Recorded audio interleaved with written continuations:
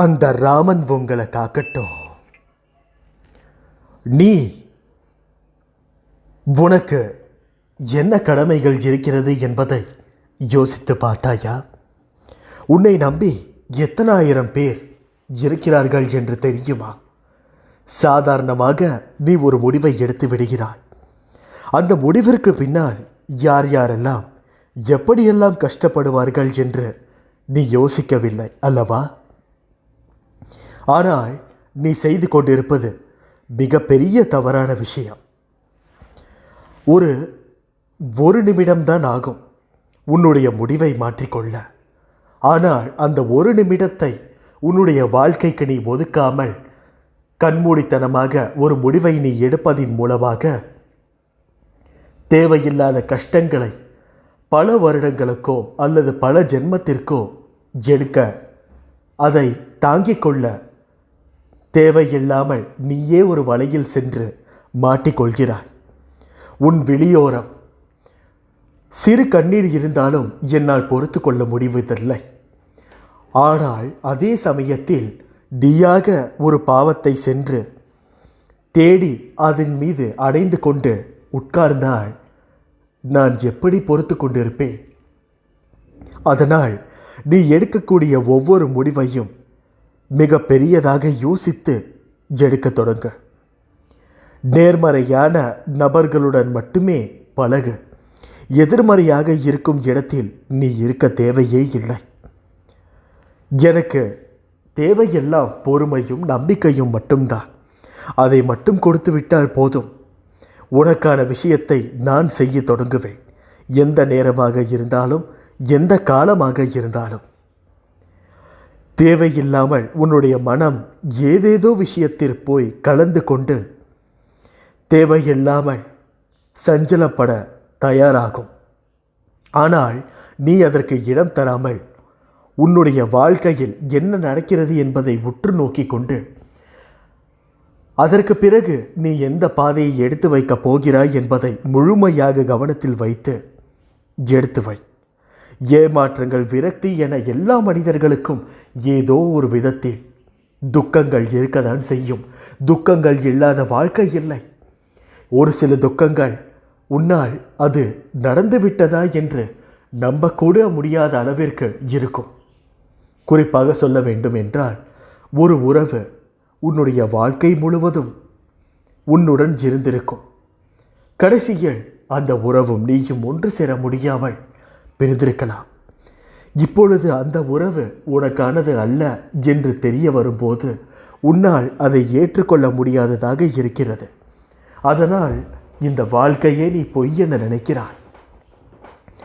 ஆனால் நீ இப்போது செய்ய வேண்டியது எல்லாம் நம்பிக்கையோடு உன்னுடைய ஆன்மாவை என்னுடைய பாதங்களில் சரணடைத்து விட்டு நீ உன்னுடைய கடமைகளை பின்னோக்கி திரும்பி பார்க்காமல் முன்னோக்கி மட்டுமே நின்று செயல்படுத்தி கொண்டே இரு. நம்பிக்கையோடு நான் கூறும் வார்த்தைகளை நீ பின்பற்றி வந்தாலே உனக்கு தேவையான எல்லா செல்வ வளங்களையும் நானே தக்க சமயத்தில் தருவேன்.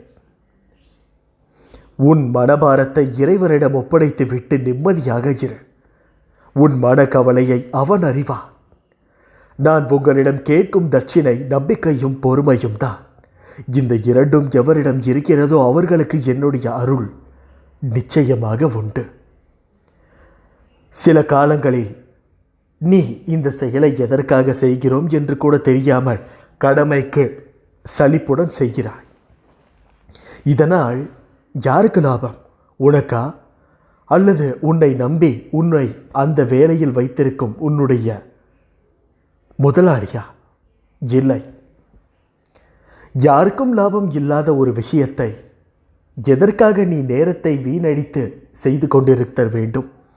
இதே கொஞ்சம் அதன் மீது ஈடுபாடுடன் செய்தால் அதனுடைய வெற்றி உனக்கு மிகப்பெரிய அங்கீகாரம். வாழ்க்கையில் உனக்கு வெற்றி என்ற பாதை எப்போதோ கிடைத்து விட்டது. ஆனால் நீதான் உன்னுடைய கண்களை மூடிக்கொண்டு உலகமே இருண்டு போய்விட்டது என்று கூறிக்கொண்டிருக்கிறாய். போராடி போராடி ஓய்ந்து விட்டதாக உணர்கிறாய் அல்லவா? உன் மனதில் உள்ள அனைத்து விதமான வலிகளும் துன்பங்களும் எனக்கு தெரியும். ஆனால் நான் என்ன கூறுகிறேன் என்றால், இந்த வலிகள் இடமும் இருந்து துன்பங்களிடம் இருந்து உன்னை ஓரடி பின்னோக்கி எடுத்து வைத்து கொண்டிரு.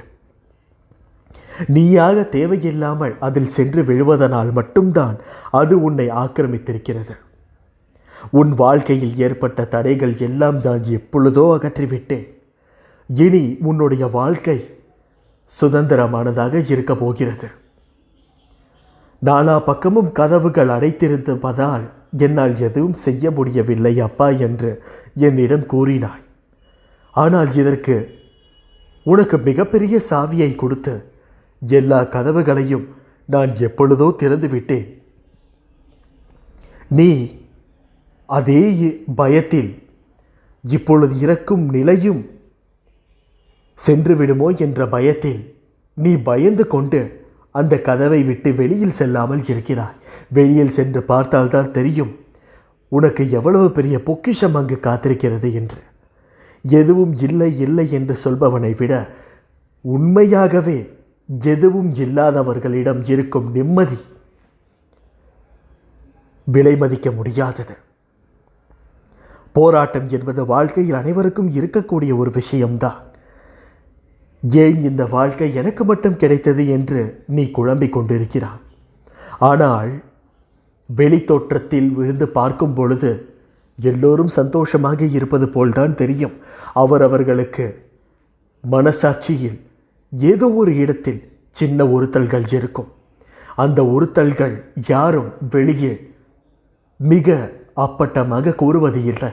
ஆனால் அனைவருடைய அந்தரங்க ஆட்சியாளனாக இருப்பதனாலோ என்னவோ எனக்கு அனைவருடைய மனதில் இருக்கக்கூடிய சங்கடங்களும் தெரிகிறது.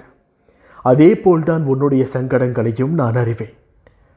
உள்ளார்ந்த நம்பிக்கையும் தைரியமும் பொறுமையும் கொண்ட உனக்கு சோதனைகள் வருகிறது என்றால் உன்னுடைய கர்மாவில் இருக்கும் மிச்ச மீதிகளையும் முடிப்பதற்காக தான் என்று மனதில் வைத்துக்கொண்டு அதை பொறுத்துக்கொள். மிக பெரிய பள்ளம் இருக்கிறது என்றால் அதை நீ தாண்டி சென்றாதான் உன்னுடைய வீட்டிற்கு நீ செல்ல முடியும். பள்ளத்திற்கு பயந்து கொண்டு உன்னுடைய வீட்டிற்கு போகாமலேயே எத்தனை நாள் வெயிலிலும் மழையிலும் புகையிலும் புயலிலும் அமர்ந்து கொண்டிருப்பாய். அந்த பள்ளத்தை தாண்ட வேண்டும். உன்னுடைய வாழ்க்கையில் நீ பிரச்சனைகளை கடக்க வேண்டும். கடந்தால் மட்டும்தான் உன்னுடைய வாழ்க்கையில் நீ உயர்வு காண முடியும். இது சத்தியம். ஒவ்வொரு நாளும் காலையிலும் உன்னுடைய மனதை புத்துணர்ச்சியோடு வைக்க ஏதாவது ஒரு விஷயத்தை செய்ய தொடங்கு. என்ன செய்வதென்று தெரியவில்லை அப்பா. காலை எழுந்தவுடன் எனக்கு மிகப்பெரிய வருத்தத்துடன் என்னுடைய நாளை தொடங்க வேண்டியதாக இருக்கிறது என்று கூறுகிறாய். ஆனால் நான் என்ன கூறுகிறேன் என்றால், உனக்கு இருக்கக்கூடிய ஏமாற்றங்கள், பிரச்சனைகள் இவை அனைத்தையும் எதிர்மறையாக பார்க்காமல் நேர்மறையாக பார்க்க தொடங்கு. இல்லையெனில் காலையிலேயே உனக்கு எந்த விஷயம் மிகவும் பிடித்தமாக இருக்கிறதோ அந்த விஷயத்தை நீ செய்ய தொடங்கிவிடு. உன்னுடைய மனம் தானாக புத்துணர்ச்சி பெறும். பிறகு நீ என்ன செய்ய வேண்டும் என்று தெளிவாக யோசிப்பாய். உன்னை சுற்றி இருக்கிறவர்கள் திடீரென தாழும் போதும் வீழும் போதும் அழும் போதும் அது அவர்கள் கர்மாவினால் வந்தது என்பதை உணர்ந்து அமைதியாக இரு. அதை பார்த்து நீ பயந்து விடாதே. நான் எதுவரை உனது அசைக்க முடியாத நம்பிக்கையாக இருக்கிறேனோ அதுவரை உனக்கு எந்த தீங்கும் வராது. உன்னை நம்பி வருகிறவர்கள் யாராக இருந்தாலும் மனப்பூர்வமாக உதவி செய். திரும்ப வரும் என பலனை எதிர்பார்க்காதே. அது உனக்கு நல்லதாக இருக்கும். உன்னை அண்டி இருப்பவர்களுக்கு வஞ்சனை செய்ய நினைக்காதே. உன்மேல் பொறாமை உள்ளவர்களுக்கு பார்த்தும் உனக்கு விரோதமாக புறம் பேசி திரிபவர்களை பார்த்தும் நீ பயப்படாதே.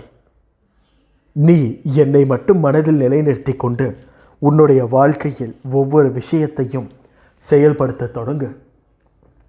காரணம் இல்லாமல் இந்த வாக்கு உன் காதில் கேட்காது. ஆகவே நீ மனிதனாக பிறந்தாய் என்றால் எல்லா மனிதர்களுக்கும் ஏதோ ஒரு வகையில் உதவியாக இருக்க வேண்டும். நல்ல விஷயத்திற்காக. அதனால் உன்னுடைய வாழ்க்கையை எப்பொழுதும் முன்னோக்கி செல்ல தொடங்கு. என் பரிபூரண அன்பும் ஆசீர்வாதமும் அன்பும் பெற்ற என் செல்ல பிள்ளை நீ. இப்படிக்கு உன் சாயப்பா. அல்லாஹ்.